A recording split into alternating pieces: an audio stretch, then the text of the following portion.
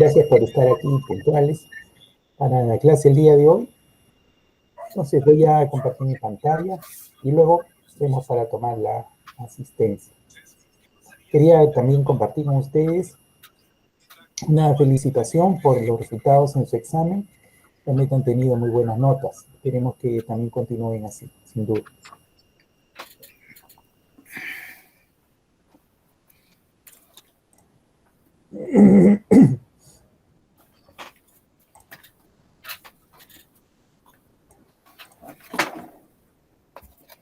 Bien, entonces esta semana vamos a conversar.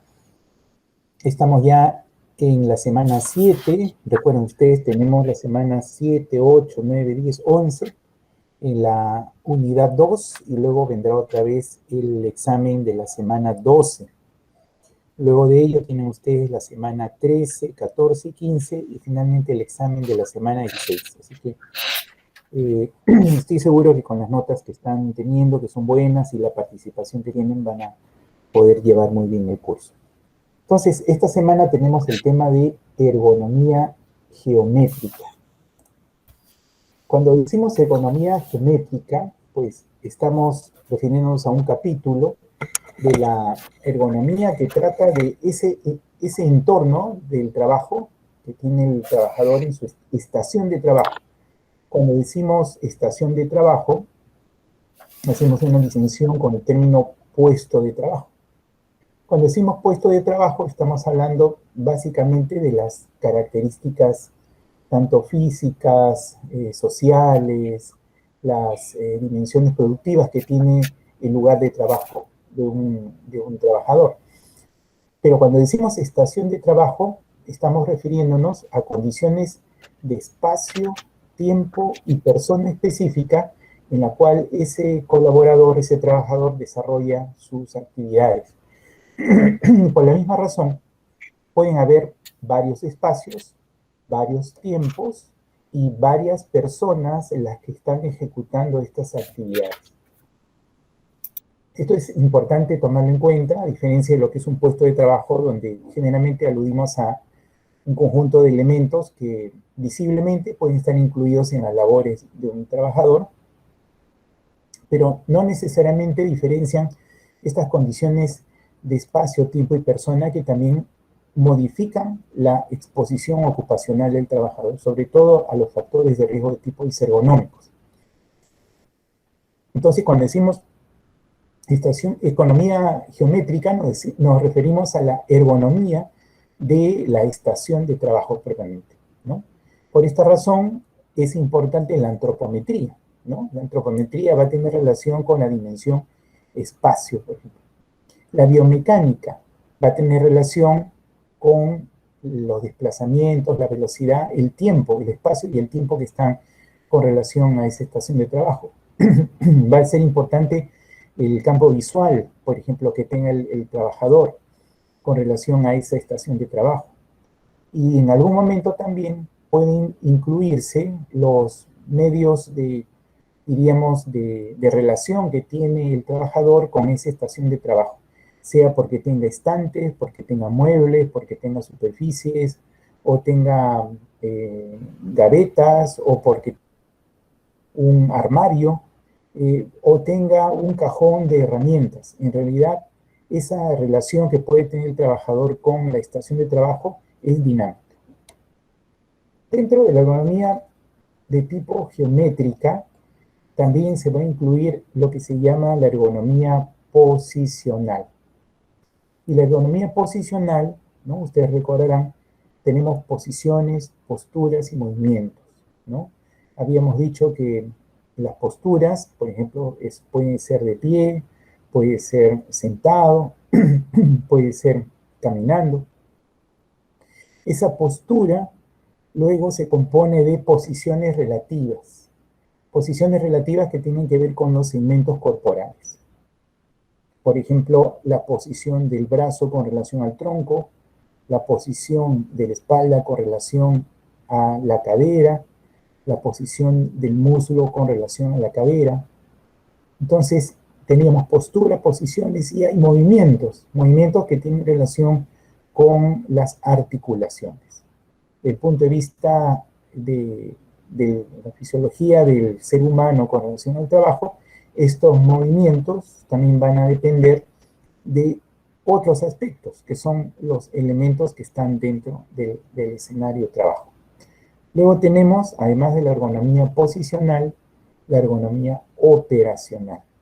La ergonomía operacional es la que tiene que ver con el flujo, con los requisitos que se encargan o los encargos que se dan a ese puesto de trabajo. Y en la estación de trabajo hay una interrelación de diferentes elementos. No solamente es la actividad del trabajador, sino entre los diferentes elementos también hay una relación. Por ejemplo, un martillo y un cincel que se aplica sobre un ladrillo de granito para hacer algún tipo de acabado. Entonces, la dureza que tenga el cincel, la dureza que tenga el granito, va a requerir que el uso del martillo y la posición del cincel que le dé el trabajador va a darle una condición especial a la fuerza muscular, a las palancas que se vayan a generar. Entonces, ergonomía operacional se refiere a la relación del flujo de trabajo con el operador. Luego también tenemos ergonomía de la seguridad, ¿no? Algunos ejemplos importantes es de que, por ejemplo, accidentes de trabajo que pueden ocurrir como consecuencia de espacios de trabajo que son inadecuados para las tareas. También puede darse la situación de accidentes de trabajo donde las herramientas, los elementos a los cuales se relaciona el trabajador tengan una carga excesiva, o inclusive la combinación de estos aspectos en la estación de trabajo que pueden generar un accidente. Entonces, la antropometría que tiene que ver con el diseño, la construcción de estos elementos en las estaciones, genera la ergonomía de la seguridad. Para poder desarrollar la ergonomía geométrica, se recurren a los denominados métodos observacionales. ¿Qué significa esto?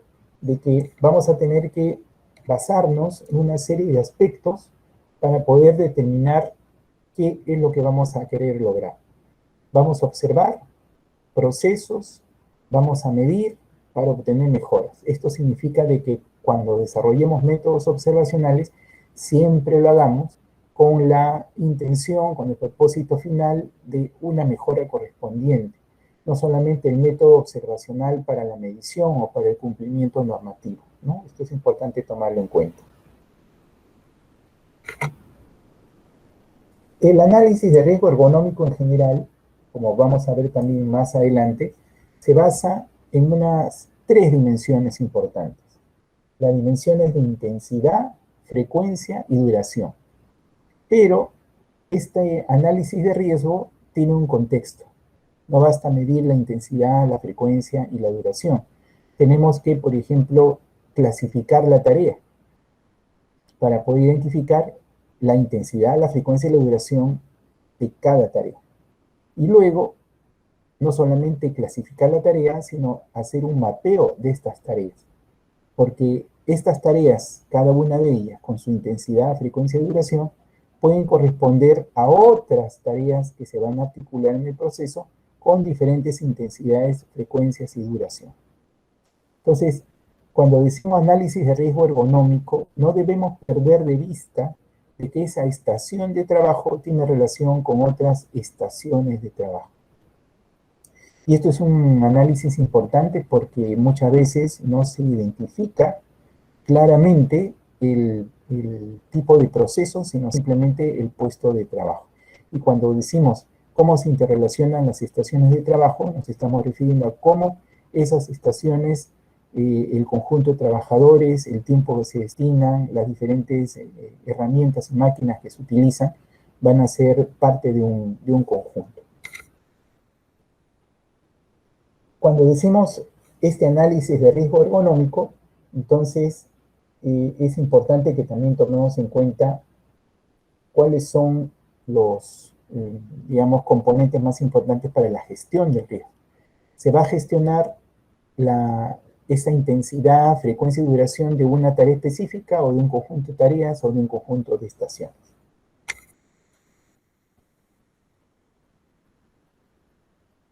Algunos métodos para poder determinar la observación de riesgos son importantes.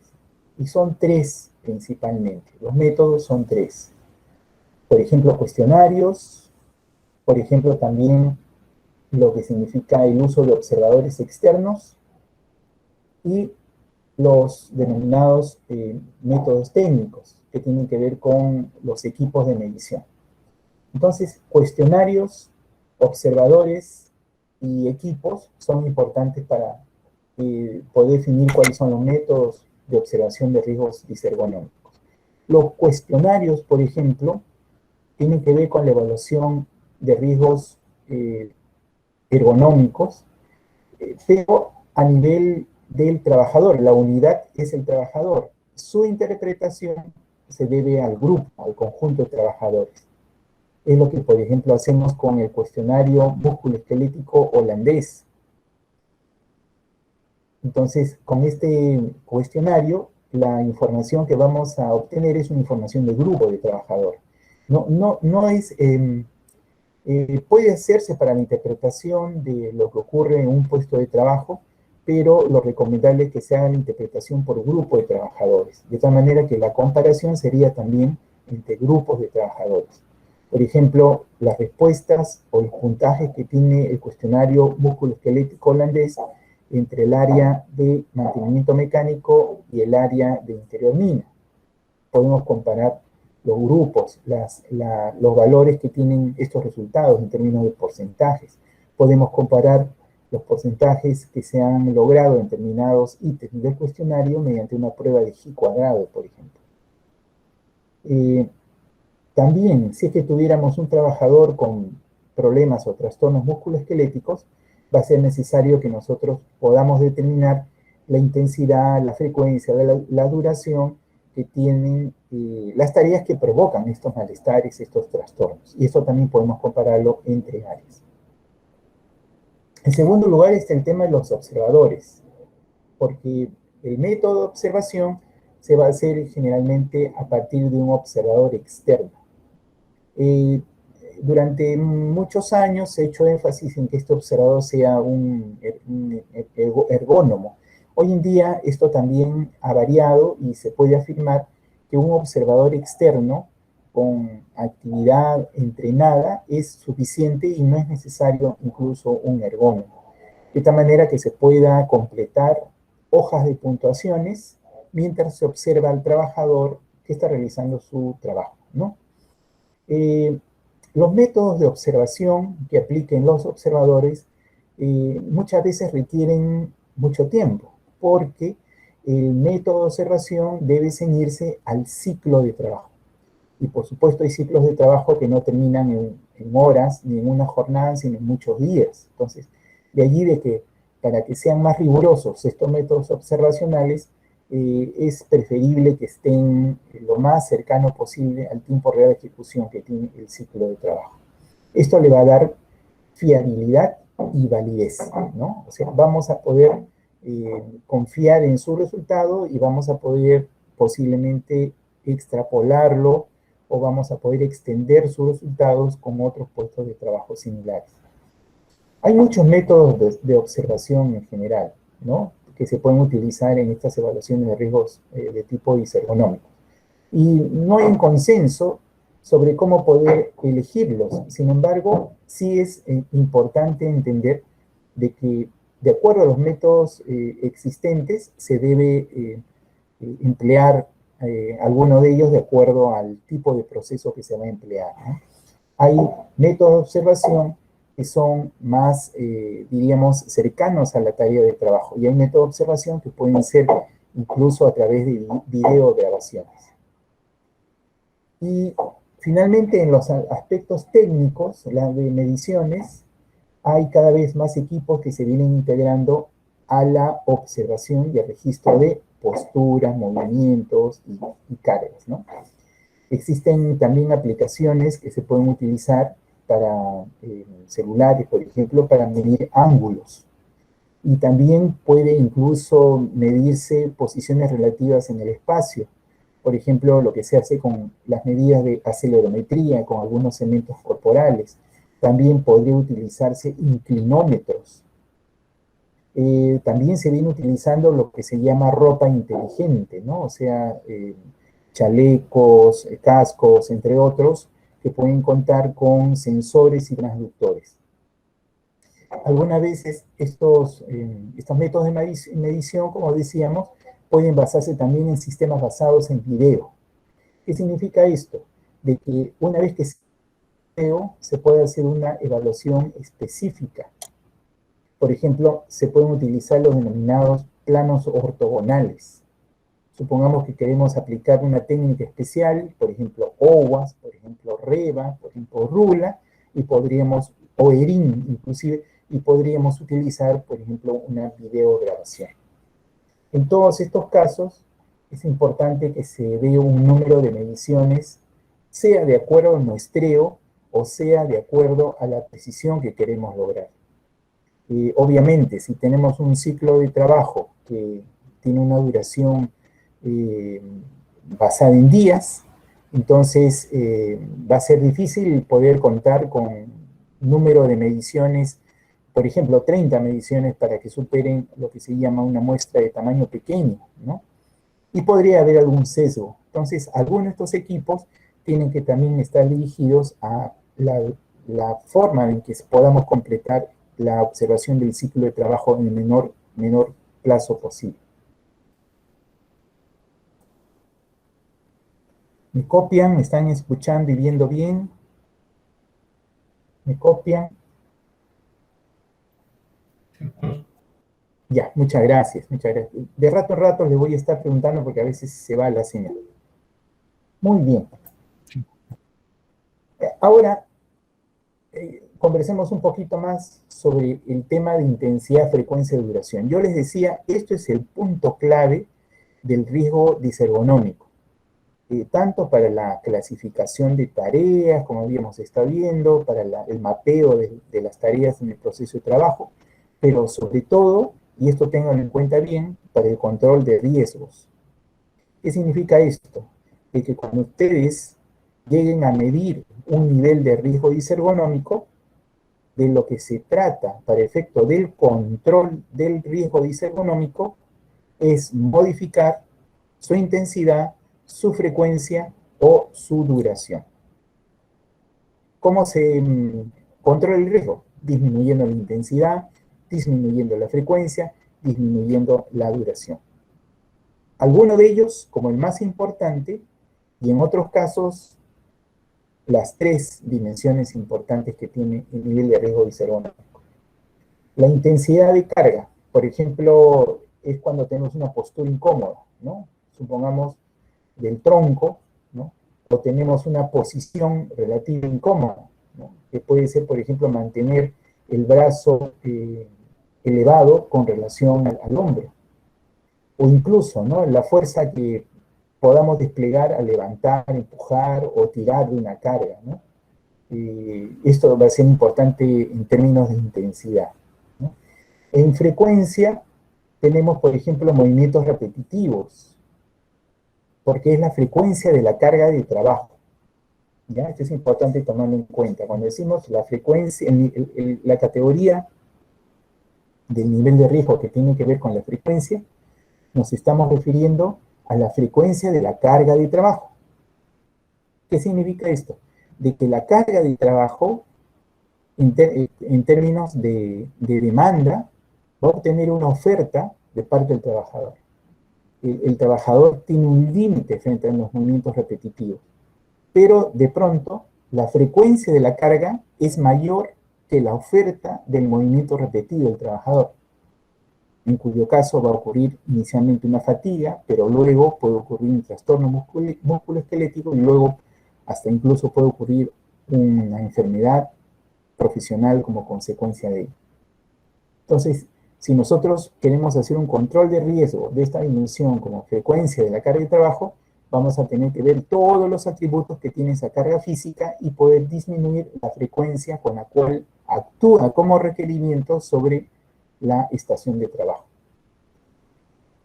Y cuando decimos duración, también es duración de la carga de trabajo.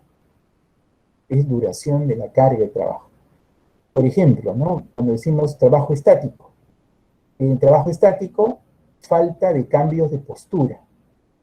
Entonces nosotros podríamos también observar otras categorías con relación a la duración, como por ejemplo manipulación manual o posturas incómodas, trabajo repetitivo, trabajo estático, ¿no? ¿Cuánto dura esa carga de trabajo y qué cosa implica para el trabajador? Entonces, hemos conversado un poco sobre los métodos observacionales y los requerimientos y estamos concluyendo preliminarmente de que los métodos deben servirnos para estudiar la carga de trabajo y cómo esta se está aplicando sobre el trabajador. Ahora vamos a hablar de algunos de los métodos. Ya a partir de ahora, a partir de estas semanas 7, 8, 9, 10, 11, vamos a hablar de varios métodos, así que vamos a estar atentos en poder identificar las características de cada uno de los métodos y por luego poder entender su comparación, ¿no? Vamos a ver. Este método ERIN, el método ERIN fue propuesto, desarrollado por el doctor Jordan Rodríguez de Cuba y ha sido utilizado en varios países de Latinoamérica por su sencillez, por su replicabilidad, por su fiabilidad.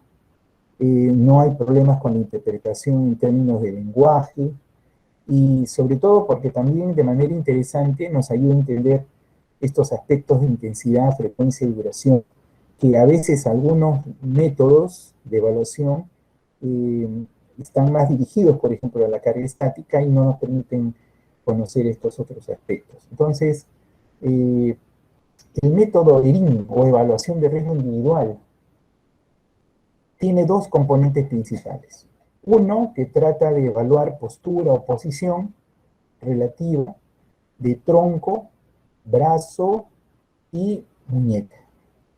Entendamos entonces que aquí hay un componente importante que puede ser estático o dinámico, ¿no? Este primer componente de estático o dinámico, especialmente del tronco o del miembro superior, ¿ya? Ese es el tipo de evaluación que va a hacer. El segundo componente es sobre la frecuencia del movimiento, sobre el ritmo y sobre la duración de la tarea.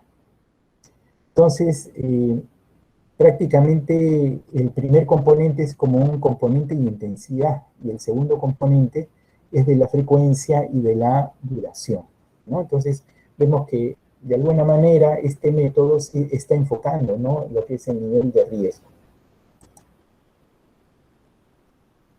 Este método ERIN recomienda niveles de acción. Esto es interesante, porque los métodos ergonómicos pueden usarse entendiendo una categoría de nivel de riesgo derivado de su puntaje. Y ERIN también hace lo mismo, ¿no? En función a los puntajes que obtiene, va a generar implícitamente una recomendación de un nivel de acción. Esto quiere decir que uno puede modificar el trabajo utilizando ERIN. Y uno puede buscar una comparación entre estaciones de trabajo utilizando este método ERIN. Y lo ideal es que no solamente se modifique mediante una acción ergonómica específica, sino que digamos, se logre una disminución del riesgo total que tome en cuenta las variables que toma ERIN, que son 7. Ahora, el método ERIN es un modelo de tipo aditivo. Modelo de tipo aditivo. ¿Qué significa esto? Que va sumando niveles de riesgo relativos entre ellos. Y esto también nos permite identificar, por esta misma razón, la influencia precedente y procedente que tenga cada una de estas 7 variables, ¿no? Esto es importante. ¿Cuáles son algunos beneficios que nos trae el método ERIN? Por ejemplo, cuando queremos estimar el riesgo de exposición, ¿no? Utilizamos la hoja de campo y podemos fácilmente identificar el factor que debe ser modificado. Entonces, es sumamente práctico. Algunos de ustedes quizás han escuchado de la hoja OSHA para la evaluación de riesgos de tipo ergonómico, ¿no? En este caso, muchas veces SERIN puede ser utilizado con mayor ventaja que la hoja OSHA. Un observador familiarizado, un observador entrenado, puede emplear entre 5 a 10 minutos para la evaluación. Es algo muy interesante porque es un instrumento que en muy corto tiempo identifica y permite tomar, digamos, información sobre las medidas que podrían controlarse, ¿no? Este método usa unos esquemas, unos diagramas, unos dibujos, y por supuesto tiene secciones para poder hacer la calificación correspondiente. Este formato que se utiliza en el método ERIN se denomina hoja de campo. Y su uso es a través de pasos, ¿no? Pasos secuenciales que son, como vamos a ver también, bastante prácticos, bastante sencillos. ¿Hay algunas limitaciones del método ERIN? Bueno, en primer lugar, debemos considerar que el método ERIN debe ser un primer acercamiento. Estuvimos viendo en una sesión anterior lo interesante que resultaba utilizar las hojas o listas de chequeo del Instituto Biomecánico de Valencia, ¿no? Recordarán ustedes, habíamos hablado de lo que era un hiperergonómico, principalmente por peligros de tipo biomecánico, y habíamos visto que habían varias hojas que se pueden utilizar, ¿no? Para hacer un acercamiento, diríamos, específico. Cuando tenemos un peligro de tipo biomecánico específico. Eso significa desplazamiento vertical de carga, transportar horizontalmente una carga, empujar o jalar, esfuerzo muscular localizado, esfuerzo muscular generalizado. ERIN debe ser planteado desde un enfoque un poco más integral, ¿no?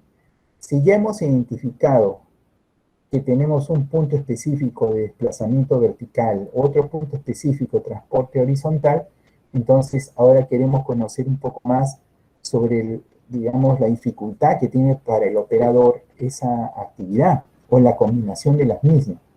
Entonces podemos utilizar estas hojas de tamizaje del Instituto Biomecánico de Valencia y a continuación podemos utilizar una hoja ERIN.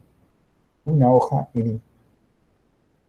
Tiene algunas limitaciones ERIN con algunos aspectos, por ejemplo, el tema del agarre, ¿no? Luego vamos a ver con otros instrumentos que el agarre es más, diríamos, es muy importante, puesto de relieve por estos otros métodos, y debe ser categorizado para que obtenga un puntaje específico.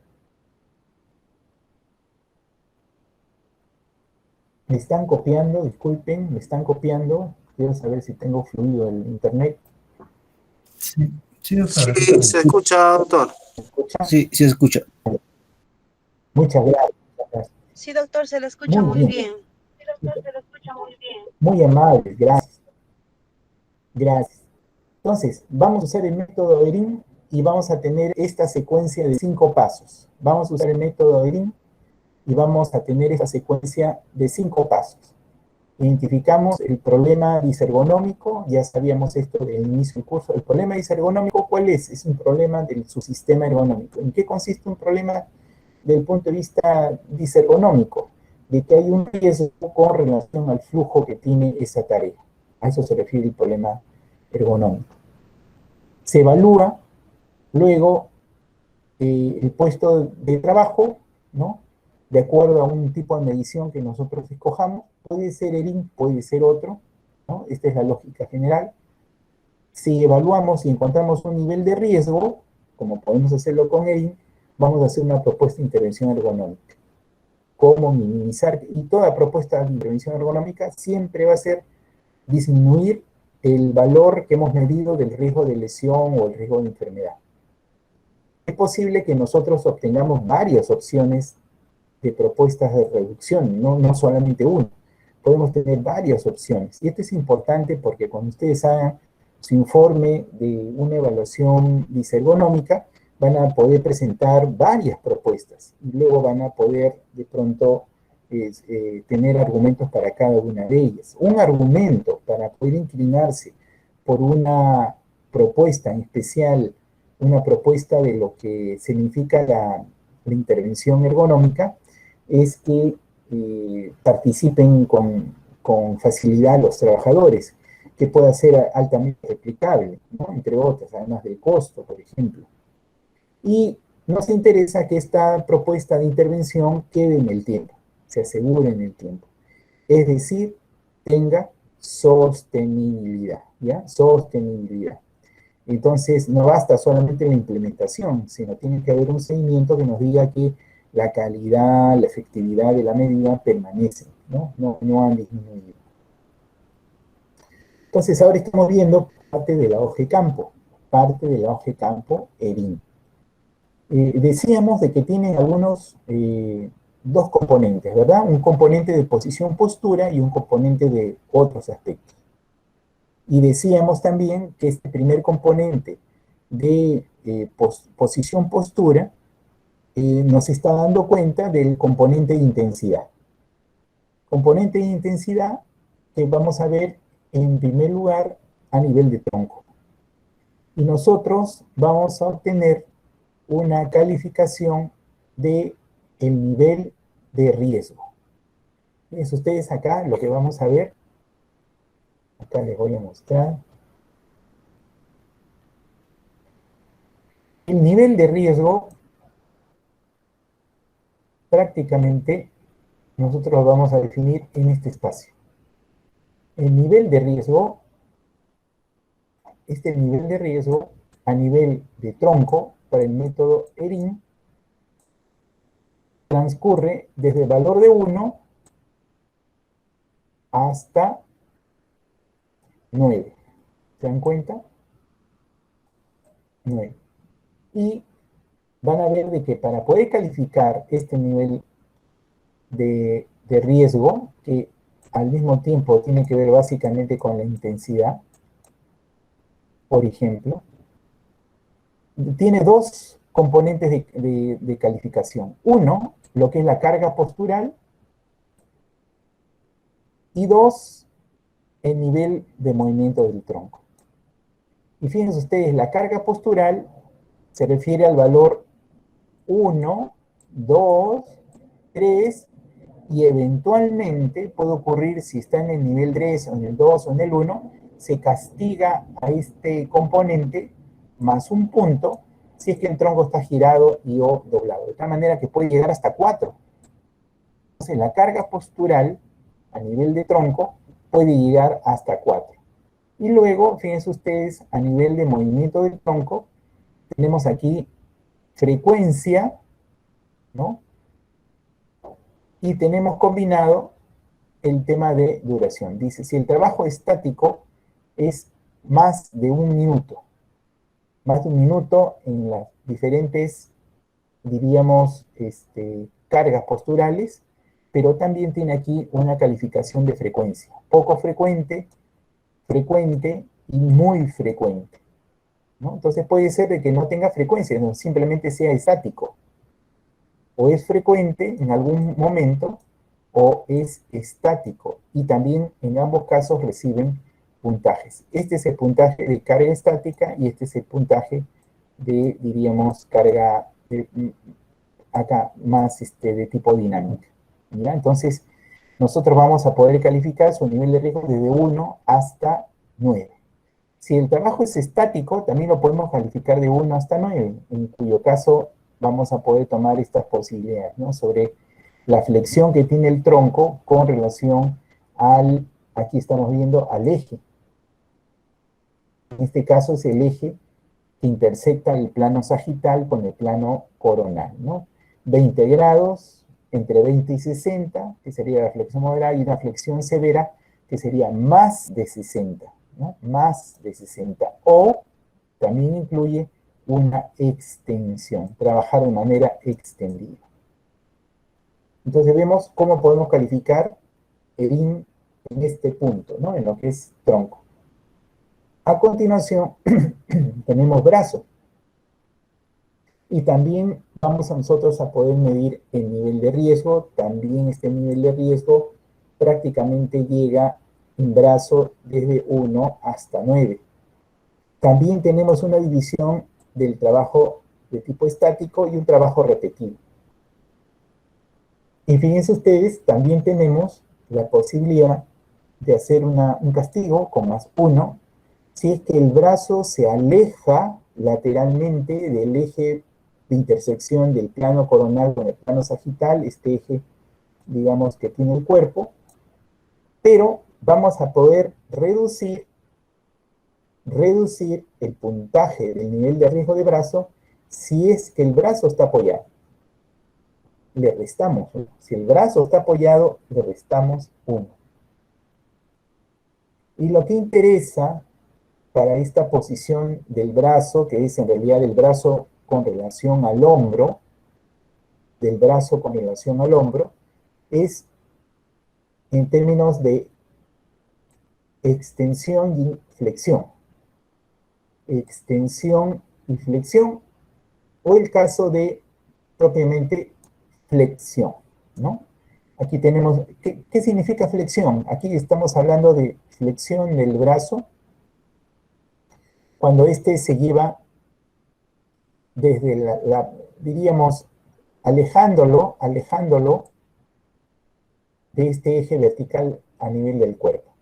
Y cuando nosotros lo hacemos acercándolo, estamos hablando de una extensión. Fíjense ustedes, extensión. Esto es la extensión.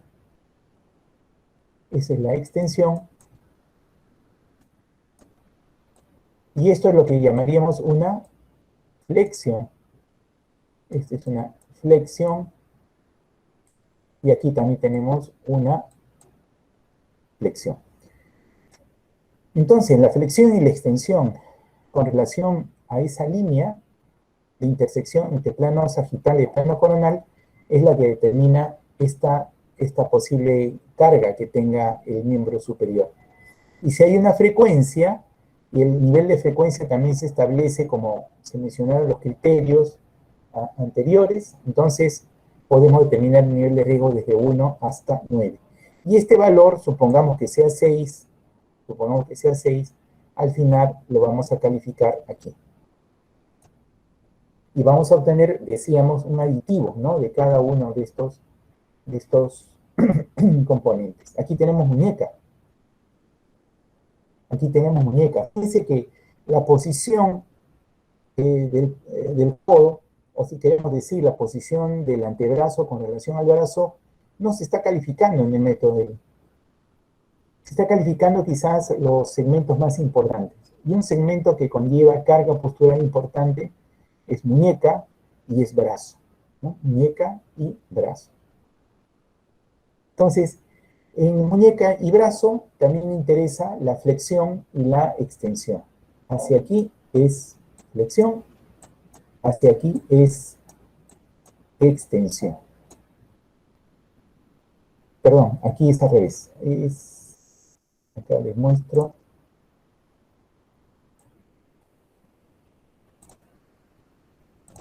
Aquí es flexión y aquí es extensión. Y tenemos rangos, en este caso es como de 20 grados, solamente para considerar lo que ocurre en este método. No es un rango, por ejemplo, de 10 grados que hemos visto, ¿no? Desde otra clase.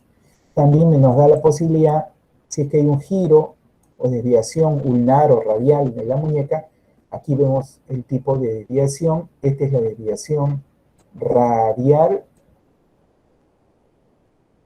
y esta es la desviación de tipo cubital, ¿no? Aquí también se está considerando en el gráfico la posibilidad de que gire la muñeca. En cuyo caso, si gira hacia la izquierda, o si gira hacia la derecha, o si gira hacia arriba, o si gira hacia abajo, pues simplemente se agrega en todos los casos un valor adicional, un valor de 1. Entonces, está desviada o está girada, va a aumentar un punto. Como teníamos dos posiciones, perdón, dos niveles de riesgo, y podemos tener la posibilidad de o desviar o girar solamente una calificación, solamente un punto, entonces va a subir de 2 hasta 3. Y aquí está la frecuencia, con un valor de frecuencia mucho mayor. Fíjense ustedes que el segmento muñeca podría tener un nivel mayor de frecuencia que en comparación a los miembros, perdón, a los segmentos que hemos visto antes, ¿no? En el caso del brazo. Esta frecuencia es más alta. Y podemos tener entonces un nivel de riesgo que va desde 1 hasta 5. Entonces, el nivel de riesgo que puede ir de 1 hasta 5. Perdón, 6.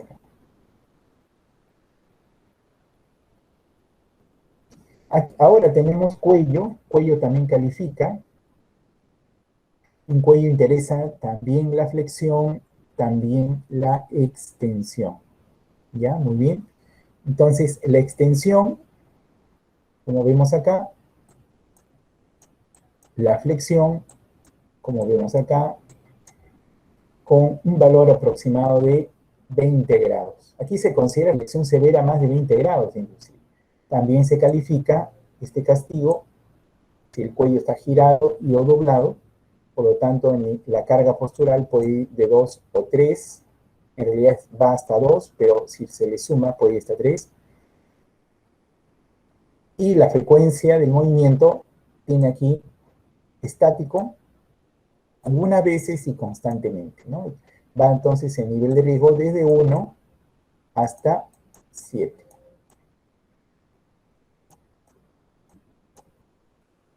Muy bien.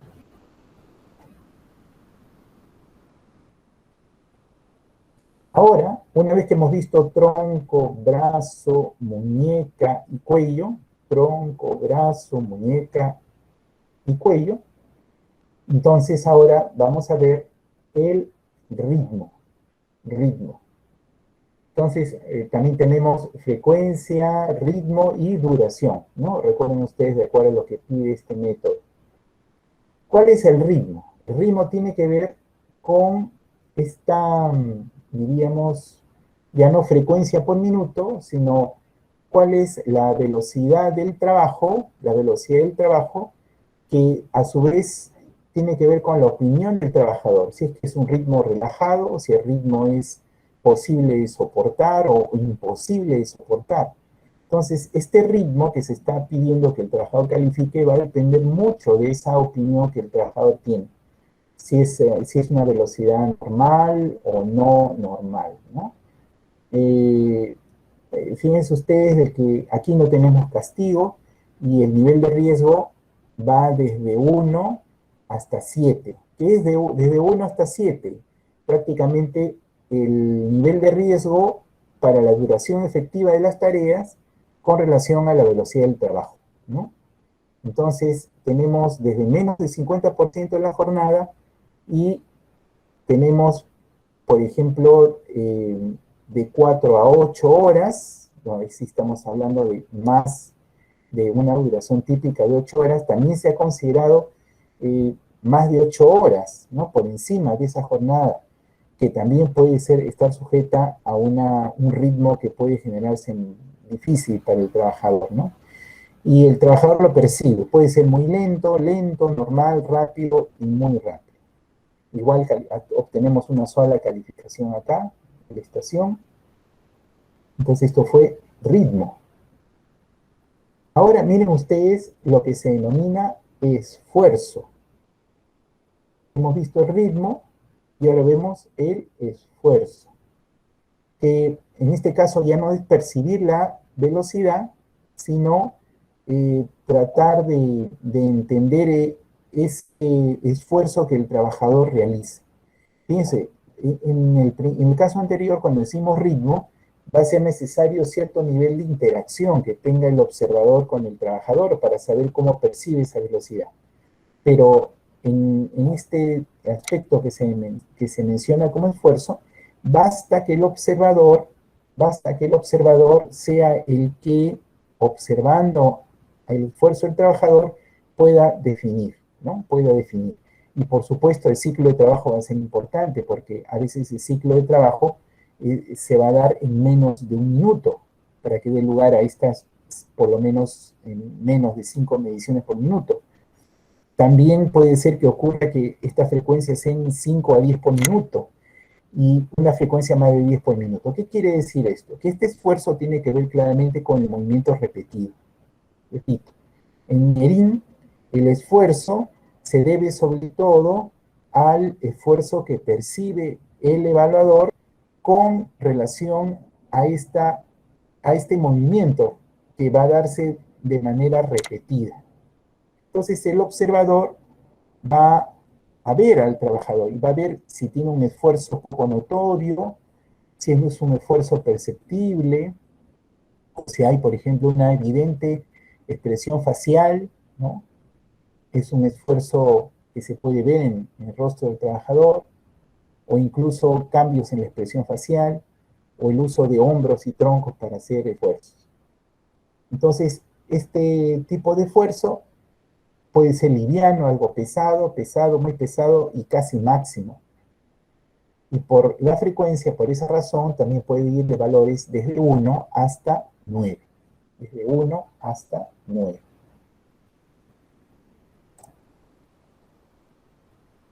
Ahora veamos el componente de autovaloración, ¿no? Componente de autovaloración.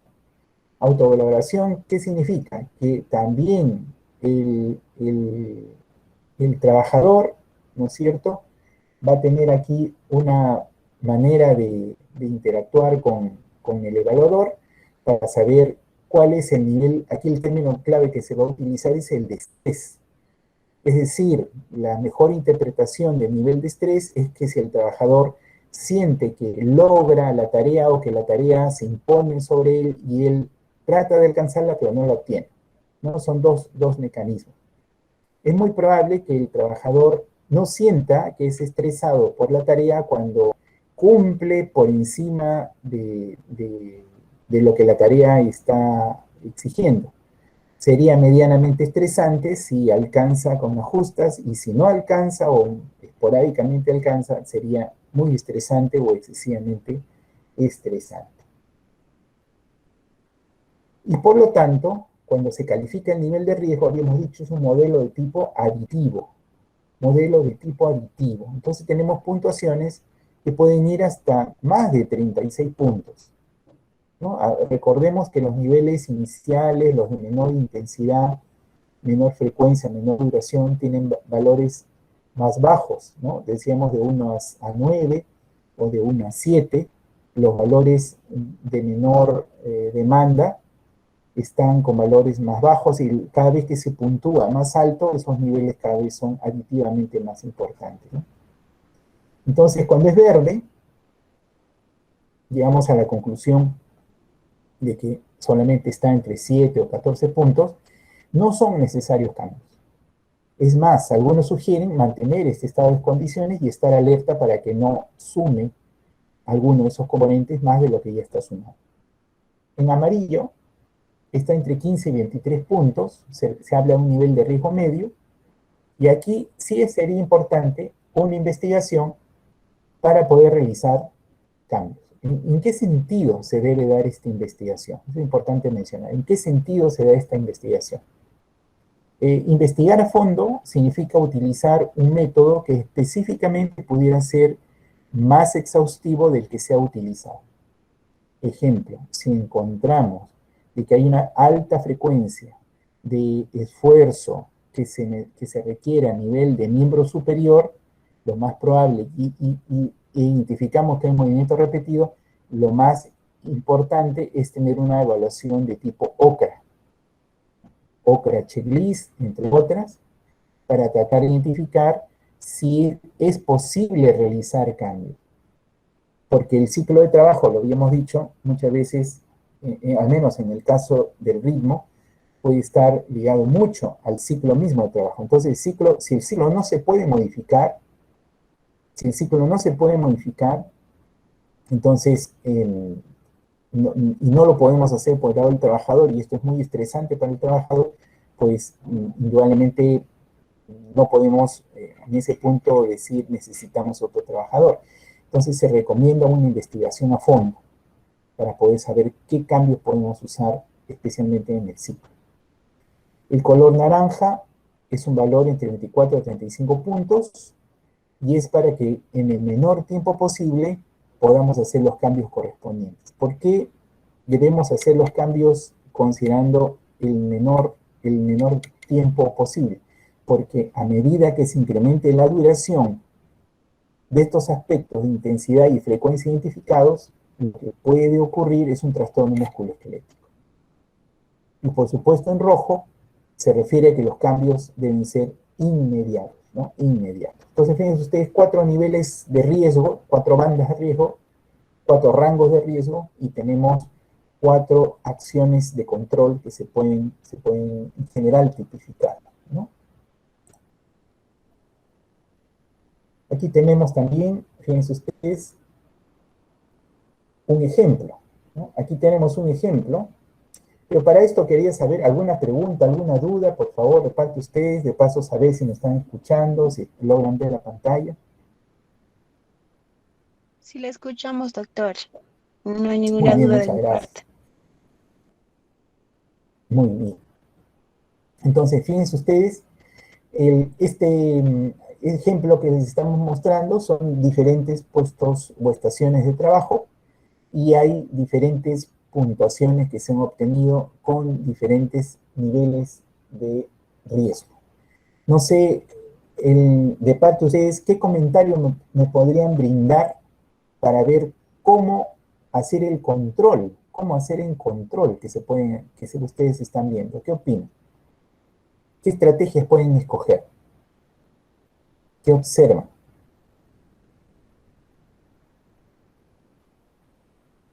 A ver, les doy unas claves, ya les doy unas claves. Por ejemplo, ustedes están observando que hay valores altos con relación a ritmo, ¿no? En 3 puestos de trabajo.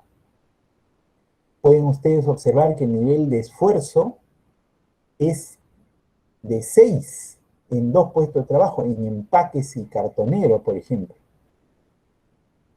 Y al mismo tiempo que en esos 2 puestos que tienen un alto nivel de ritmo y esfuerzo, o sea, empaque y cartonero, ustedes están viendo que tienen puntajes importantes a nivel de brazo y muñeca. Y especialmente empaque tienen un puntaje de 5 a nivel de tronco. Entonces, identificamos este valor alto para el caso de empaque como la estación de trabajo más importante, y nos damos cuenta de que el ciclo de trabajo tiene un nivel importante de repetitividad. Y esa repetitividad posiblemente sea a partir del miembro superior. Y hay un esfuerzo importante de cuello y de tronco. Perdón, sí, de cuello, de tronco y de brazo y muñeca. Entonces, es posible que esta superficie que esté utilizando el trabajador no sea adecuada, ¿no? Aquí, de hecho, faltan más datos, pero nos vamos dando cuenta de que, y fíjese la lectura que estamos haciendo a nivel de riesgo. No hemos partido de riesgo total, sino estamos partiendo primero de esfuerzo. Luego hemos hablado de ritmo, y por último hemos utilizado el comentario de las puntuaciones por cada uno de estos segmentos, ¿no? De tronco, brazo, muñeca y cuello. Entonces nos damos cuenta de que aquí el ritmo, el esfuerzo es importante, al menos en esos dos puestos, pero los niveles altos están precisamente en empaque y cartonero. Y en el caso de lo que se conoce como el puesto de trabajo de buquetera, hay un nivel de inclinación importante, fíjense ustedes, porque tiene un puntaje de 7, además de tener puntajes importantes a nivel de brazo, pero también a nivel de ritmo. Más, sin embargo, a nivel de esfuerzo solamente es nivel 1, ¿no? Es un trabajo que posiblemente vaya a requerir que también se adecue algo con relación al objeto de trabajo, ¿no? En superficies. ¿Alguna pregunta, alguna duda hasta aquí? Doctor, una consulta, por favor. El tema de la autovaloración, ¿por qué se le denota como una sola, o se le disminuye a la unidad nada más a todos? A ver, aquí yo les muestro. A ver, yo les muestro.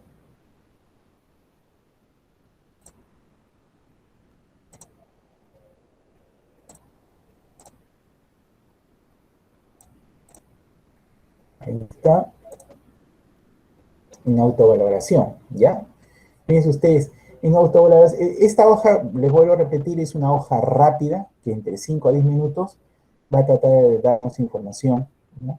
Y yo les decía que cuando decimos el nivel de estrés, tenemos que considerar la carga de trabajo y la oferta que el trabajador va a brindar. Si la carga lo sobrepasa, si se va a notar un nivel de estrés en el puesto de trabajo. Si la carga no lo sobrepasa, posiblemente haya poco estrés. Posiblemente haya poco estrés. Eso también les vuelvo a mencionar, es bueno conversar con los trabajadores, con el grupo de trabajador, para definir algunos criterios específicos de lo que se está viendo aquí como estresante. Esta categoría simplemente lo que está diciendo es que el balance cuando tiene el valor, por ejemplo, de 4 o de 5, ya le ganó al trabajador, está por encima de lo que el trabajador puede dar. Y cuando no le gana al trabajador, cuando el trabajador lo cumple sin aparente mayor dificultad, entonces esto pasa a poco estresante o nada estresante, ¿no? Es una autovaloración. Yo recomendaría que este punto incluso pueda ser predefinido con escala visual. ¿Qué significa esto? De que ustedes como un líder podrían también hacer esto como una pregunta y eh, no colocar un número de respuesta, sino hacer una escala gráfica de respuesta. ¿Ya? A ver, por ejemplo, aquí yo les muestro un video. Aquí ustedes pueden hacer esto en una escala gráfica. Por supuesto, estos puntos deben ser, pues no, equidistantes. Si ustedes le piden al trabajador, le dicen el valor más bajo está acá y el valor más alto está acá.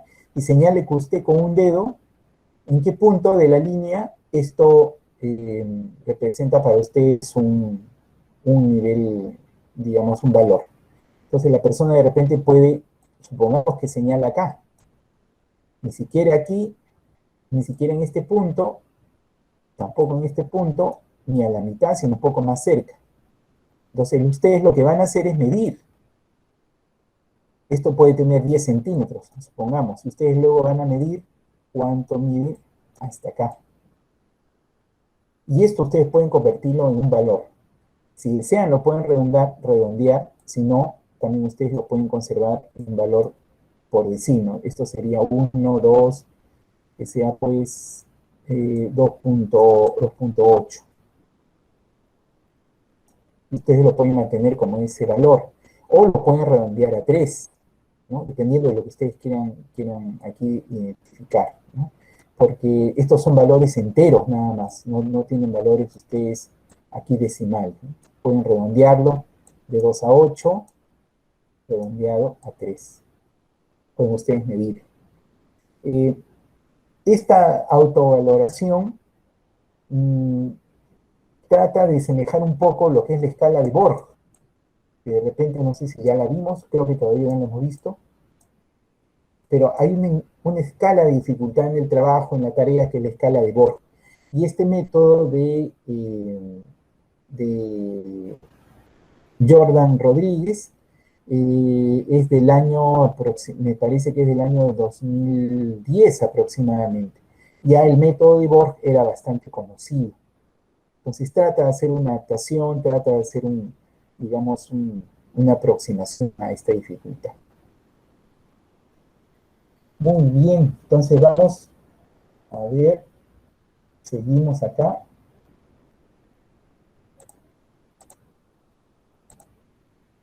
Ustedes quisieran consultar, ¿no? Un poco más. Aquí tienen algunas de las referencias más interesantes. La tesis doctoral de Jordan Rodríguez, para poder, él propone aquí el método ERIN, luego de esta fecha a la actualidad, el método Lean se ha venido utilizando mucho en muchos países de Latinoamérica por su alta versatilidad, aplicabilidad y, por supuesto, son métodos iniciales, ¿no? No reemplazan, ¿ya? Esto es importante decir, no reemplazan a otros métodos. Fíjense ustedes, aquí hay otro trabajo que también pueden consultar, el de Jordan y Guevara sobre el empleo de los métodos SERIN y RULA en la evaluación de estaciones de trabajo, ¿ya? Esto es importante tomarlo en cuenta.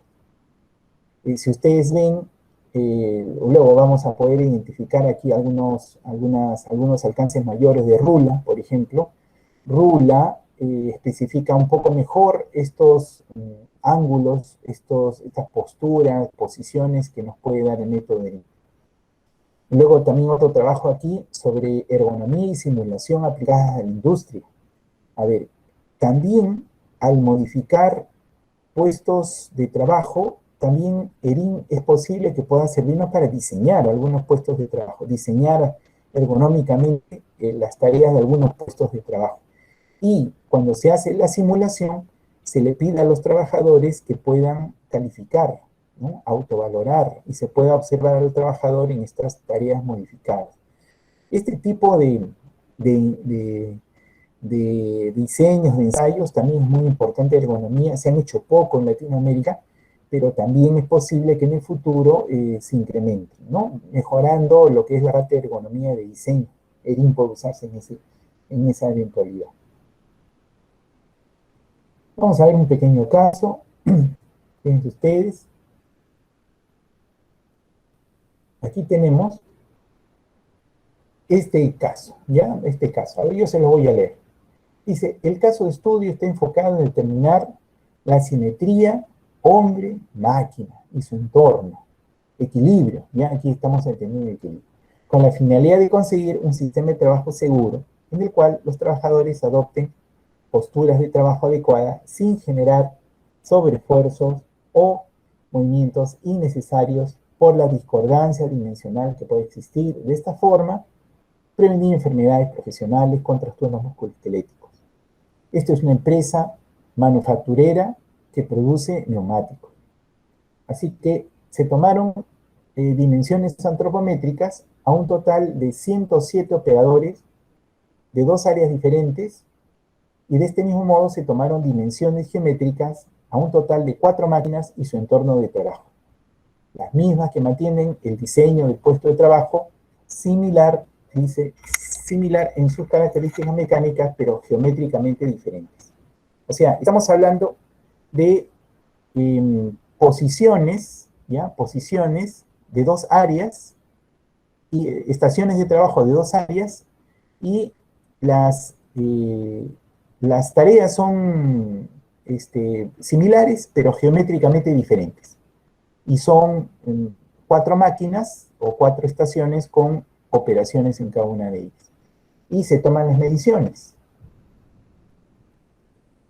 ¿Qué es lo que se quiere? Fíjense ustedes, proviene de este trabajo de ergonomía geométrica, modelo de contratación de personal basado en dimensiones antropométricas. Se trata de estudiar si estos puestos de trabajo pueden servir, en la información que proporcionan, pueden servir para seleccionar personal en función a dimensiones antropométricas, por diferentes razones, ¿no? Entonces, se han evaluado y se utilizó un método que es el método de antropometría y el método ERIN. Ambas cosas se utilizaron. Y luego, esto se analizó con SPSS. El SPSS es un paquete estadístico que es el Software Package Used for Statistical Analysis de la versión 23. ¿Ya? Entonces vamos a ver qué fue lo que se tomó en este caso. Entonces aquí tenemos los siguientes datos, fíjense. Operadores evaluados antropométricamente de acuerdo con el puesto de trabajo. Entonces tenemos hombres y mujeres, prácticamente en su mayoría son varones, ¿no? Tenemos un total de 112 trabajadores, ¿no? De los cuales prácticamente tenemos para las maquinarias que se han empleado, que son de 2 tipos, habíamos dicho, 88 en la PUKM y 24 en la denominada SAB. De esos 88, solo uno es de sexo femenino, ¿no? Entonces, este es el esquema. Ahora, ¿qué instrumental se ha utilizado? Ya, esto es importante también tomarlo en cuenta, ¿no? Porque utilizaron ERIN y antropometría, ¿no? Eso fue lo que nos informa. Aquí, por ejemplo, ¿cuál es la técnica que se ha utilizado? La técnica ISAC, ¿no? Aquí vamos a ponerle lo que nos está diciendo la técnica ISAC, que es una técnica que tiene que ver básicamente con las mediciones, ¿no? ¿Qué se utiliza aquí? Un antropómetro, por ejemplo, Seskov, un antropómetro Seskov de 60 centímetros con una sensibilidad de 1 milímetro. ¿Ya? Es algo muy parecido, ustedes van a verlo acá. Este es el antropómetro Seskov.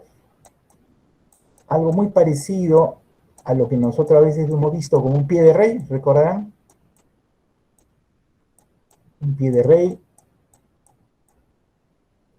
Este es el antropómetro, ¿no? Y luego hay una cinta antropométrica, esta es la cinta antropométrica, por supuesto se parece mucho a una wincha, ¿no? Pero es una cinta especial que está calibrada, ¿no? Para hacer mediciones. Tiene una sensibilidad de 1 milímetro y tiene 2 metros. Esta es la cinta antropométrica Lufkin. También tenemos, fíjense ustedes, lo que se llama un estadiómetro. Un estadiómetro, Seskov. Este también es un estadiómetro. Quizás lo reconocemos como si fuera como un tallímetro, ¿no? Algo parecido a un tallímetro. Tenemos de repente una persona. Ese es un tallímetro. A esto se le denomina, pues, estadiómetro, ¿no? Estadiómetro.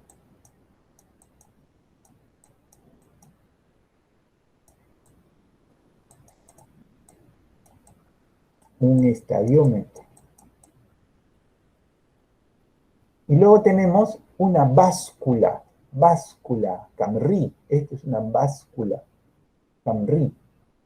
Y esto tiene una sensibilidad de 100 gramos, una sensibilidad de 0.1 kilos. Esta es una báscula. Entonces, con estos equipos es que puede hacerse la medición.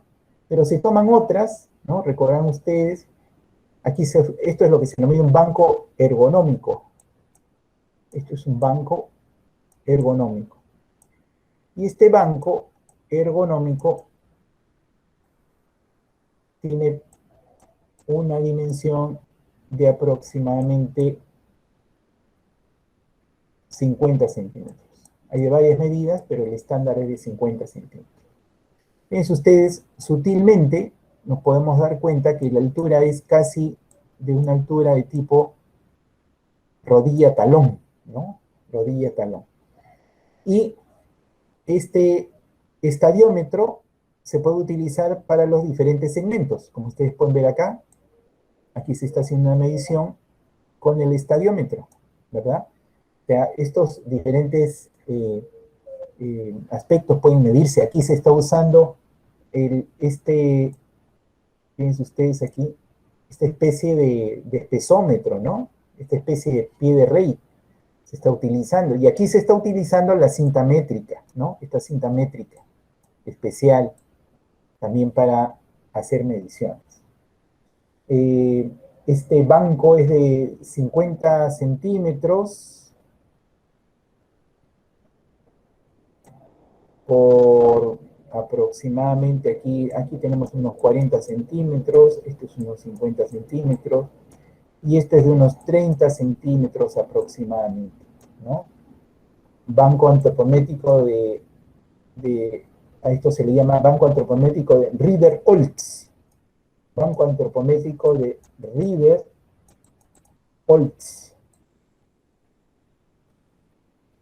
Rieder-Oltz, ya. Muy bien.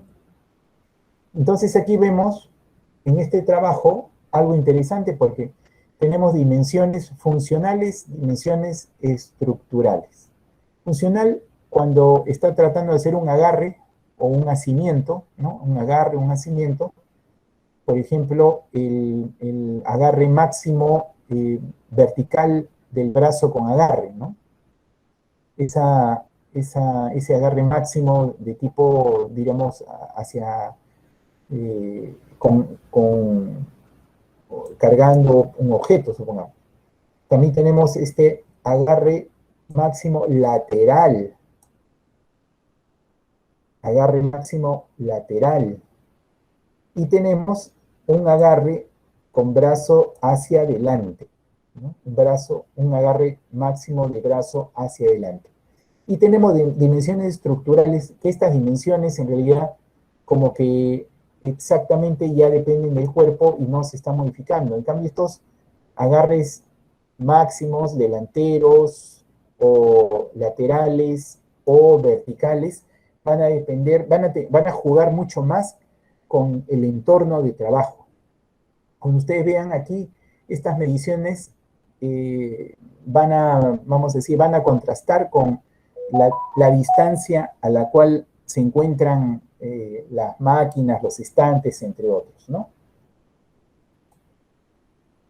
Aquí lo vemos más claro, fíjense ustedes, aquí está el alcance lateral máximo, ¿no? Recordarán lo que estamos diciendo, el alcance lateral máximo.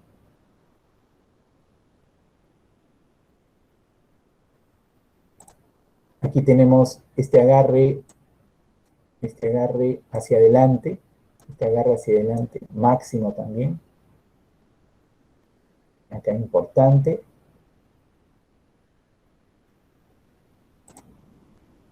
Esto es lo que se ve aquí, por ejemplo, para entender un poco lo que pasa. Era una fábrica de neumáticos, ¿no? Recuerden ustedes, son dos secciones, y la idea, pues, es que en estas dos secciones, estos neumáticos tienen dimensiones, las estaciones tienen dimensiones geométricas diferentes, ¿no? Por el tipo de neumáticos, son diferentes tipos de neumáticos. Un neumático es PUKM, y el otro, básicamente este PUKM es para un tipo de camiones, ¿no? Un tipo de camiones, PLT, que significa el Passenger Light Truck Tires, ¿no? PLT, Passenger Light Truck Tires, unos camiones ligeros. Pero también está los de tipo SAB, que ustedes vieron, ¿no? Que es el tipo comercial, el Commercial Vehicle Tires, ¿no? Que son para división de pasajeros, ¿no? Es otro tipo de carga más ligera, si queremos decir. Entonces, estos trabajadores utilizan en sus estaciones de trabajo, van a estar relacionados con máquinas, con estantes, botoneras, entre otros, ¿no? Y también tienen ellos carros portamateriales, sea para recoger material o sea para llevarlos a almacenar, carros portamateriales. Y estos carros portamateriales también tienen límites máximos de altura y profundidad. Entonces esto va a ser importante para tomar en cuenta con las dimensiones del trabajador. Quizás no puedan cambiar los carros de portamateriales. Quizás las máquinas no van a poder cambiarlas de lugar. Entonces, por eso es que ellos están interesados en hacer una evaluación para ver con relación al tipo de trabajo, ¿no? Aquí vemos una faja transportadora, otra parte de la fábrica. Aquí vemos también la distancia que podemos tener entre las máquinas, que más o menos 1,20 m por algunos de estos pasadizos.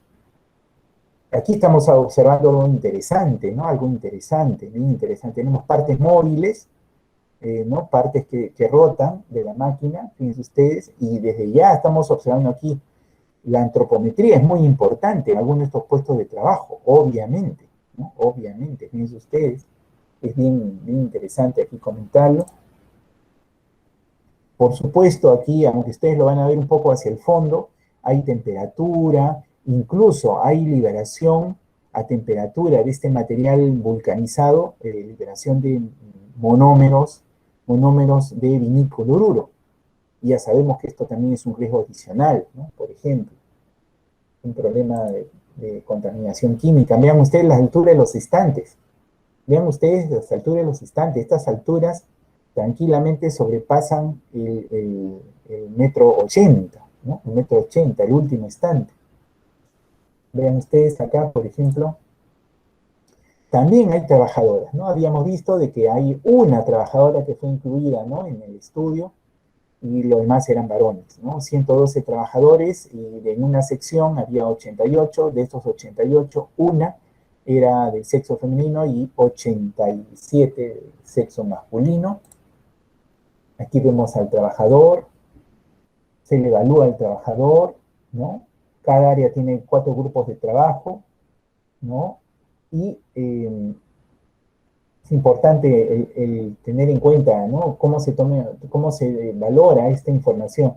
No se debe considerar como representativos los valores medios de la población. Miren ustedes el caso otra vez de este colaborador, ¿no? El valor medio no nos ayuda a identificar las posibles recomendaciones para su puesto de trabajo, ¿no? Es importante tomar en cuenta. Y veamos en comparación con los resultados, ¿no? Aquí vemos los resultados. Aquí ya vemos un caso, por ejemplo. Tenemos las dimensiones geométricas y estamos viendo aquí las alturas que tienen estas dimensiones, ¿no?, tanto para la unidad PU para la otra unidad, ¿no? Aquí tenemos el tipo PLT, estos son los lights, ¿no? Entonces aquí tenemos altura de la mesa de trabajo, en un caso 128, en el otro caso 117, altura de pantalla 167, 173, lateralidad, a la altura en que están, la profundidad de alcance material 50 centímetros, altura material, ¿no? Aquí tenemos las dimensiones geométricas máximas en esta etapa 1 y etapa 2 de la misma área, fíjense ustedes. La altura de material también. Entonces, hasta aquí están las dimensiones de lo que podríamos decir en el caso del puesto de las estaciones de trabajo. Ahora vemos aquí la altura y la profundidad que tienen, por ejemplo, los carros portamateriales. Carros portamateriales. Habíamos dicho que carros portamateriales, y fíjense ustedes, tienen una altura de 2 metros, con una profundidad de 105 centímetros, claro, para poder sea traer o sea llevar al almacenamiento, ¿no?, material. Pero es una altura importante, ¿no? 2 metros, 200 centímetros, 2 metros y una profundidad de 105, ¿no? Aquí tenemos en comparación el tipo de trabajo y las alturas óptimas, ¿no?, por plano de trabajo. Y ya esto lo habíamos visto en una clase anterior, ¿no? Tienen trabajo de precisión, trabajo ligero y trabajo pesado. El trabajo pesado puede estar más bajo que el codo.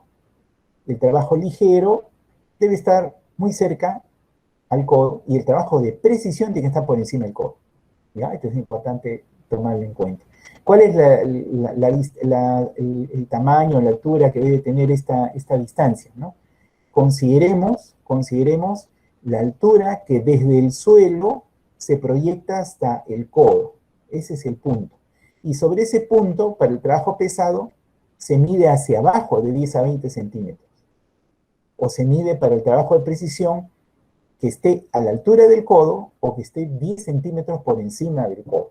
Entonces, esto ofrece una distancia visual de tal manera que la flexión que pueda tener el cuello del trabajador va a ser aproximadamente de 20 grados. Si ese trabajo es de precisión y está por debajo del codo, va a exigir que haya una inclinación de más de 30 grados del cuello, o inclusive una inclinación del tronco, y esto ya genera dificultad para el trabajador durante muchas horas.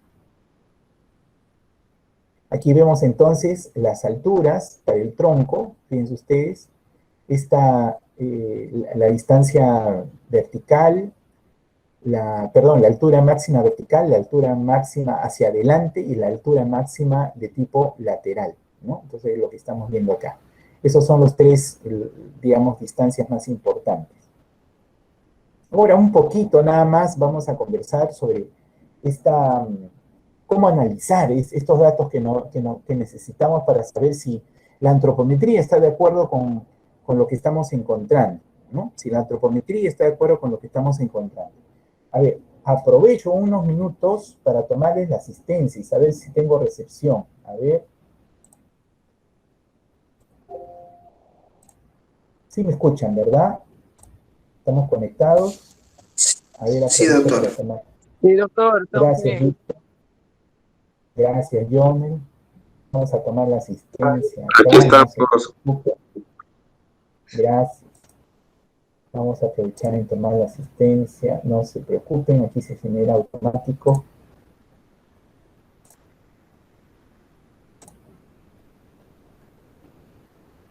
¿Está? A ver. Muy bien, aquí tengo a Alex Dávila, Andrés Acto, Edwin García, Isaac Costanoa, a José Rosales, Karen Rivera, Máximo Cajahuanca, Rubén Ayala, Víctor Ramos, Vilma Aire, William Flores y Leonel Rojas. Muy bien. Entonces continuamos acá.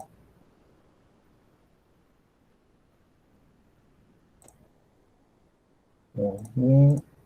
Entonces, este es un recuadro estadístico porque lo que vamos a encontrar en la estación de trabajo con las mediciones que tenemos los trabajadores nos van a dar, pues, por decir, centímetros de distancia de profundidad horizontal, vamos a encontrar los niveles de agarre delantero máximo, y vamos a tener mediciones de 80 trabajadores, y vamos a tener medición de 20, de pronto estantes.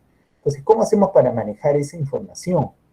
Y esto de repente también va a ser útil o interesante para algunos de ustedes que estén interesados en sus tesis, manejar también esta información. Entonces, un breve, muy breve nada más recuerdo estadístico. Los datos fueron procesados a través del software SPSS, ¿no? Que es el software Package Used for a Statistical Analysis, ¿no? Versión 23, que es lo mejor en este caso. Y estas mediciones sirvieron para poder luego aplicar una prueba estadística, ¿ya? Pero, ¿en qué se basa la prueba estadística? La prueba estadística se basa en un parámetro. Y tenemos parámetros o medidas de tendencia central cuando hablamos de una distribución de frecuencia. Supongamos que el primer trabajador tuvo pues una distancia de alcance o de agarre hacia adelante de 54 centímetros. Y el siguiente trabajador tuvo 48. Y el siguiente trabajador tuvo 52. Y el siguiente trabajador tuvo 51. Y el siguiente trabajador tuvo 50 centímetros. Y el siguiente trabajador tuvo así, ¿no? Entonces van a ver medidas de tendencia central. Son tres medidas importantes: la mediana, la media y la moda. ¿Ya? Yo quiero que ustedes noten claramente que no coinciden. No coinciden porque la asimetría puede ser positiva o puede ser negativa o puede ser de valor cero. Solamente cuando esa simetría es de valor cero, es decir, el lado derecho y el lado izquierdo de la distribución de frecuencia es igual, la media, la mediana y la moda son simétricas. La media, la mediana y la moda coinciden en un solo punto. Y si uso la media, la mediana y la moda, tienen el mismo valor. Pero nos vamos a dar cuenta de que esa curva tiene una simetría positiva o una simetría negativa cuando la media, la mediana y la moda no coinciden. Ejemplo, bueno, pero la definición primero, ¿no? La mediana es lo más parecido a un promedio. La mediana es lo más parecido a un promedio. Supongamos todas las alturas de agarre de distancia hacia adelante que tenga el trabajador, 54, 48, 52, 51 centímetros, y lo dividimos entre el número de individuos. Esa es la media. Pero la mediana es otra cosa. La mediana se refiere al 50% de las mediciones. La mediana se refiere al 50% de las mediciones. Quiere decir que de ese valor de la mediana están hacia la izquierda el 50% de valores y hacia la derecha el 50% de valores. Puede que no ocurra eso alrededor de la media. La media no siempre es el punto medio. El punto medio en realidad es la mediana. La mediana, la que nos dice de ese valor hacia abajo el 50%, de ese valor hacia arriba está el 50%. En realidad el punto medio viene a ser la mediana. Y la moda es simplemente la frecuencia de mayor valor relativo. Es la frecuencia más alta. La moda es la frecuencia más alta. Si hubo, supongamos, un grupo de individuos que medía pues en su distancia vertical hacia adelante 55 centímetros, pues va a colocar ese valor, lo va a identificar como moda. Ese PSS va a identificar los tres valores, va a identificar la media, la mediana y la moda. Y cuando nosotros ponemos delante de nosotros la media, la mediana y la moda, por esta regla nos damos cuenta de que la mediana siempre está al medio. Ojo, la mediana siempre está al medio. Lo que va a variar es la posición de la media y lo que va a variar es la posición posiblemente de la moda. Si la media está hacia la derecha, eso es una asimetría positiva. Repito, si la media está a la derecha de la mediana, eso es una asimetría positiva. Si la media está hacia la izquierda de la mediana, es una asimetría negativa. Y cuando la media y la mediana tienen el mismo valor, a eso se le llama simetría. Simetría igual 0. Ahora, ¿qué es lo que vamos a manejar? ¿Qué es lo que vamos a trabajar en la técnica estadística de análisis? No vamos a usar la moda. No vamos a usar la mediana. En algunos cálculos es bien útil utilizar mediana, pero en este caso específico no. Todavía. Vamos a usar la media. ¿Y qué prueba vamos a hacer? A ver, no sé si alguno de ustedes se anima a dar una opinión. Si vamos a comparar, por ejemplo, los valores antropométricos con los valores, digamos, geométricos que tiene la estación, ¿qué es lo que vamos a comparar? ¿Alguien tiene una idea? ¿Alguien desea participar?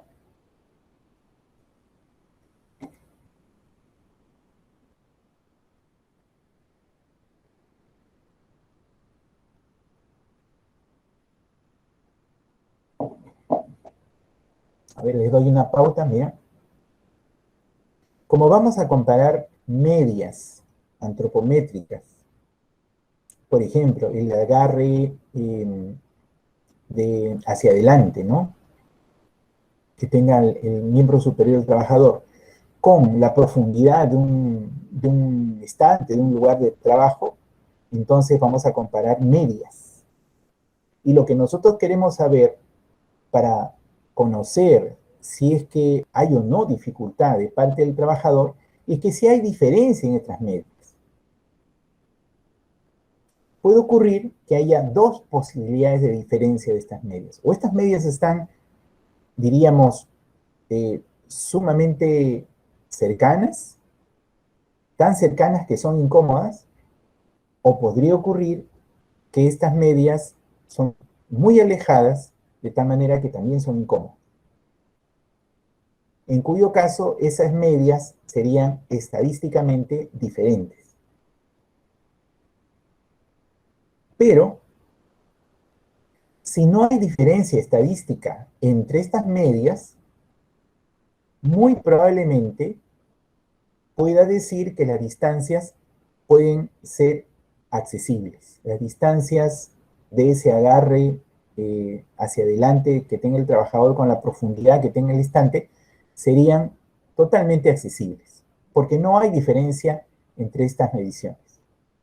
Repito, si nosotros quisiéramos comprobar o establecer un contraste entre estas medidas antropométricas y las dimensiones del puesto de trabajo, podríamos tener dos posibilidades. Voy a hacer en todos los casos, voy a hacer una comparación de medias, que sabemos por qué, las medias, y no uso la mediana y no uso la moda y no me confundo, y al mismo tiempo puedo llegar a una determinación si es compatible esas diferencias con el trabajo o no. Si no son compatibles es porque están excesivamente cercas o están excesivamente alejadas, en cuyo caso voy a detectar que existe una diferencia que estadísticamente es significativa. Pero si no encuentro una diferencia estadísticamente significativa, voy a interpretar que esas distancias son muy parecidas entre sí y son accesibles. Entonces, muy importante porque, fíjense ustedes, también podría ser que nosotros seleccionemos a un trabajador, que es lo que están postulando, en este caso, seleccione un trabajador utilizando los percentiles que se tienen en estas diferentes, diríamos, distribuciones. Puedo usar los percentiles de tipo 95 o los percentiles 5, dependiendo de que si yo quiero aproximarme, por ejemplo, la contratación de un trabajador con tallas muy bajas o un trabajador con talla muy alta. Depende de lo que queramos, ¿no? A ver, entonces vamos a hacer una comparación de medias. Para hacer esta comparación de medias, por supuesto, son dos medias que vamos a entender como medias de pruebas independientes. ¿Ya? A ver. Son pruebas, es una prueba T, ese es el nombre T o prueba de student, ¿no? De muestras independientes porque claramente son muestras independientes. Los trabajadores pertenecen a una dimensión humana y el otro son una dimensión de objetos, son muestras totalmente independientes. Y la idea es que podamos obtener, a través de esta prueba, en primer lugar, tenemos una hipótesis nula. ¿Qué nos dice la hipótesis nula? ¿Alguien se anima? ¿Alguien nos ayuda?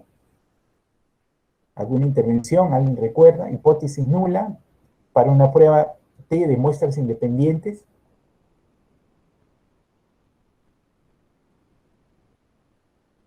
No olviden, fíjense ustedes, de que la hipótesis nula nos dice que no hay diferencia. La hipótesis nula nos dice de que no hay diferencia. Prácticamente que son iguales. Y la hipótesis alternativa, o H sub 1, nos dice que sí hay diferencia. Fíjense, en este caso nosotros vamos a utilizar la diferencia estadísticamente significativa como una muestra de posible dificultad en el acceso o posible disconfort. Muy bien. Entonces, ¿qué cosa hacemos acá? Fíjense ustedes, ¿qué cosa hacemos acá? Estamos interpretando que esas distribuciones se van a acercar mucho. Supongamos que hablemos de una distribución de las medidas antropométricas y una distribución de la profundidad que tenga el carro porta equipos, porta herramientas. Entonces, puede ocurrir lo que se llama una imbricación de áreas. De tal manera que tenemos nosotros un error de tipo alfa y un error de tipo beta. Escogemos un error que nos permita el mayor grado de potencia, para que cuando nosotros rechacemos la hipótesis nula, estemos admitiendo de que es inadecuado, ¿no? Es inadecuado. Aquí lo vemos un poquito mejor, miren ustedes. Entonces, estas mediciones que nosotros podemos hacerla con un número mayor incluso de trabajadores y podemos utilizar esto como un criterio para una selección, por ejemplo, de trabajadores, o también para una selección de un nuevo modelo, de pronto, de estantes. quizás, ¿no? Ahora fíjense lo que pasó acá. Aquí vemos los resultados con la profundidad de alcance hacia el brazo, hacia la altura máxima de agarre con el brazo hacia adelante, ¿no? De materiales y de la maquinaria. Y aquí hay una significación bilateral, ¿no? Ya lo estamos viendo acá, menor del 0,01, porque es 0,000. Esto es menor de 0,001, o sea, menos del 1%. Y fíjense ustedes acá, la diferencia entre medias es de 9,94 centímetros, ¿no? Aproximadamente, casi 10 centímetros. Pero esa distancia ya es estadísticamente significativa. Ya es estadísticamente significativa. Y cuando, por supuesto, se hace aquí la comparación de los valores obtenidos, pues no cumple la hipótesis nula. Es decir, no son iguales, es decir, no hay un alcance posiblemente con confort, ¿no? Fíjense ustedes. Entonces podemos concluir con relación a esta zona, ¿no? Esta área que tiene, ¿no? Máquinas PU y KM, de que la profundidad de alcance de materiales no es compatible con la antropometría de estos trabajadores, y si yo voy a escoger trabajadores, voy a tener que escoger un percentil que cubra estos 10 centímetros de diferencia, porque si no, ¿qué es lo que ocurre? Cuando ese estante, ¿no? Ese estante tiene una profundidad mayor, lo que va a ocurrir es que el trabajador tiene que inclinar el tronco, y si es un trabajador de talla baja, va a tener que inclinar el tronco mucho más, quizás más de 20 grados. Seguimos acá. El carro porta materiales y vemos la profundidad con la altura. En este caso es un carro en especial que tiene 105 centímetros de profundidad, el carro portamateriales de rodamientos. ¿Ya? Este carrito también, comparado con lo que se encuentra, también tiene una insignificancia importante.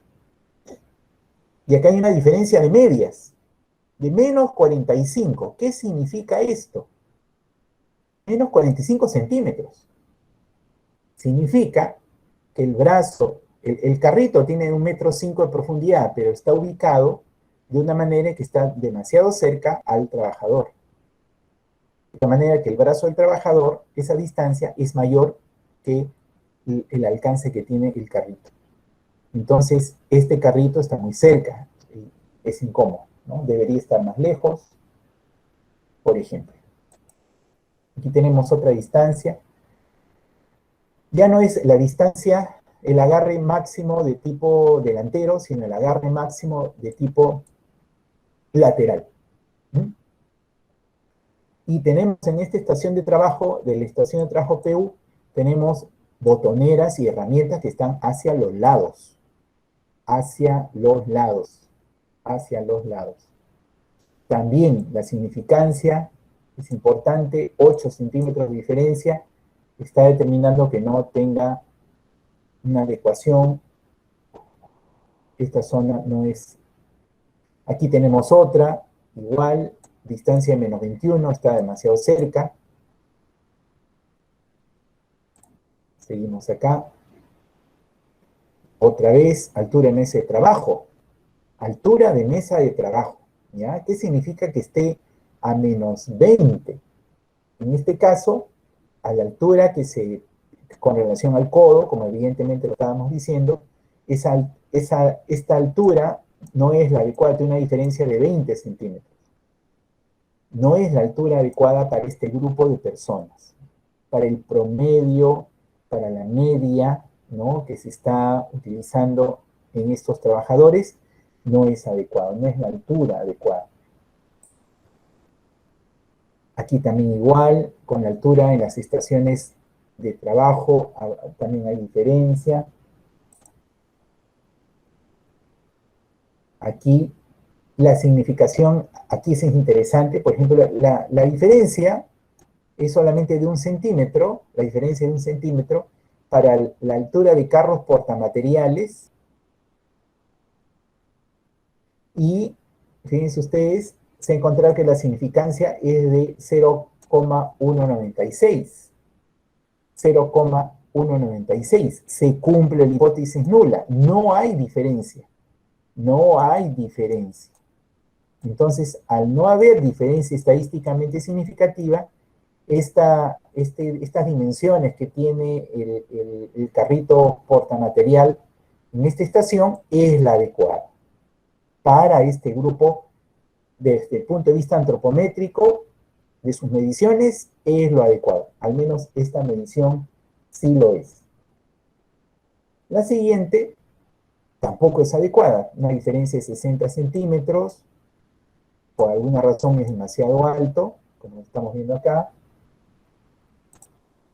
Aquí también una diferencia de 12 centímetros. Las pantallas de estaciones de trabajo no estuvieron bien adaptadas, bien colocadas.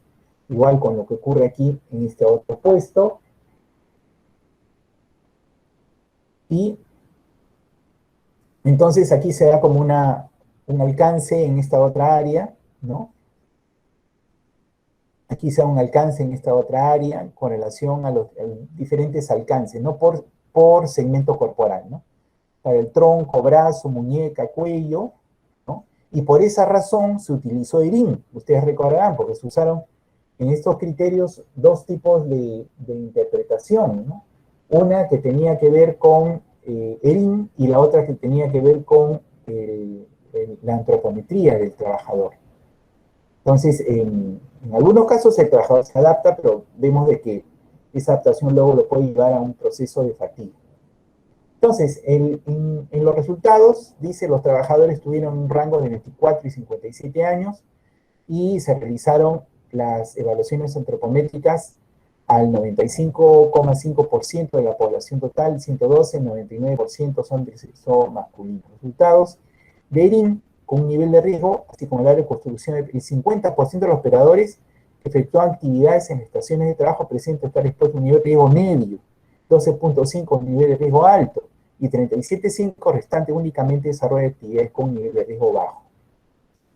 Y en construcción tuvieron un riesgo medio de un 83%, ¿ya? Esto es casi 7 veces lo que tenía la estación PU, o sea, CDT tenía un nivel de riesgo casi 7 veces más alto que el de PU, ¿no? Que era la otra estación de llantas, ¿no?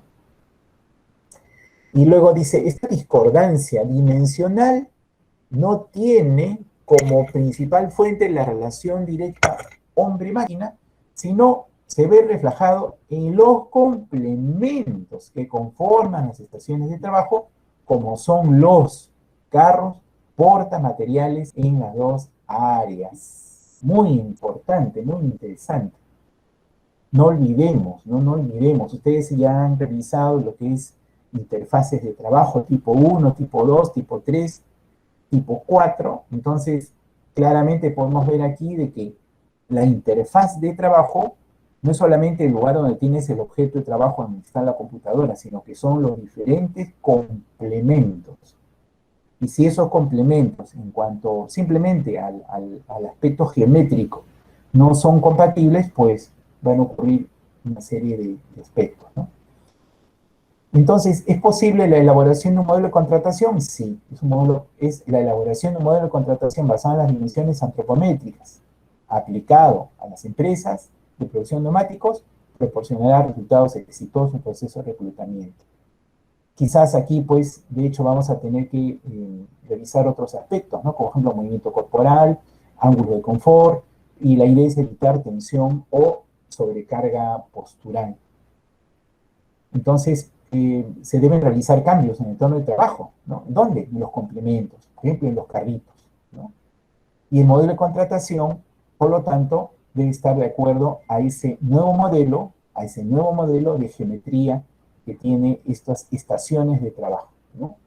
Dado que no es posible realizar cambios en la maquinaria. ¿Vieron ustedes esas máquinas tan grandes? De pronto la empresa no está en condiciones de poder hacer esos cambios, ¿no? Muy bien, muy bien. Entonces, este era el mensaje que queríamos compartir.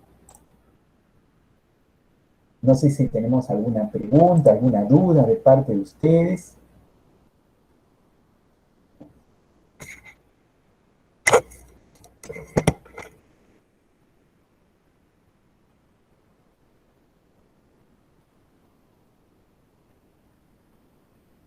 Si no, con mucho gusto, cualquier duda. Vamos a tener la posibilidad de... Ahí les he subido también una guía para que es la hoja de campo de IRIN. Yo creo que vamos a poder dejar un ejercicio también esta semana para que ustedes vayan practicando, porque ya vamos a tener que usar Reva, Rula, Ocra, y este método también va a ser necesario que lo puedan practicar. De todas maneras, agradecer a ustedes el que nos hayan acompañado y por favor manténganse seguros. Nos vemos la siguiente semana. Doctor, buenas tardes. Hasta luego, doctor. Gracias. Doctor, Sí, Máximo. sí, doctor, una consulta. De los exámenes, ¿se puede observar algo en algún sitio, doctor, o alguna, nos va a entregar, o se puede observar, digo? Sí, yo les voy a pasar la clave, se las voy a dejar si gustan. En algunos casos de ustedes, lo que he hecho también es apoyarlos con algún puntaje por sus ejercicios que han resuelto, ¿ya? Pero les voy a subir la clave para que ustedes lo puedan leer con toda calma, con toda compañía. Ok, gracias, doctor, gracias. Muy amable. Gracias, también Máximo. Cuídense mucho, entonces nos vemos la siguiente semana.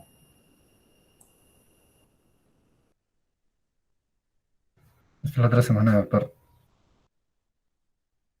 Hasta la próxima semana, doctor.